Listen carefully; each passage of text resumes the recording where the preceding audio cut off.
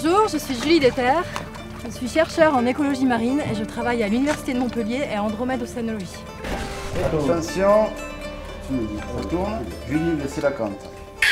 Action. L'écologie marine consiste en l'étude des organismes vivant sous la mer, comme par exemple les poissons, les algues ou les éponges. Mais c'est également l'étude des liens entre ces organismes et leur environnement. Leur environnement est bien souvent modifié par l'homme et ses activités. Je m'intéresse plus précisément aux activités humaines, comme la navigation de plaisance, l'artificialisation de la côte, le rejet des eaux usées et leur impact sur la biodiversité. Je vais quantifier et cartographier ces activités et voir les liens qu'il y a entre ces activités et la biodiversité. Je vais travailler plus particulièrement le long des côtes de la Méditerranée. Le long de ces côtes, la biodiversité est la plus forte, mais c'est également là où on trouve les activités humaines les plus importantes et donc les impacts les plus forts.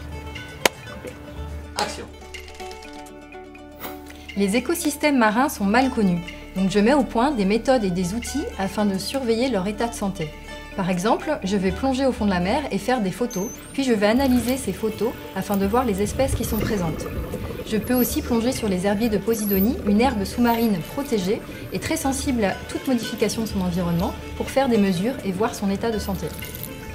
20 000 lieues sous les mers, première. À quoi ça sert tout ça? Tout d'abord à rendre des services.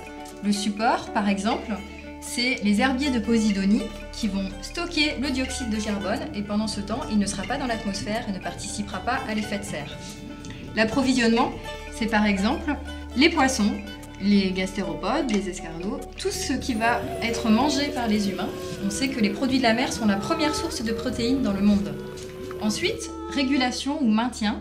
Par exemple, les récifs ou les herbiers de Posidonie vont maintenir le trait de côte, participer à la capture du sédiment et donc aider à avoir des eaux claires le long du littoral.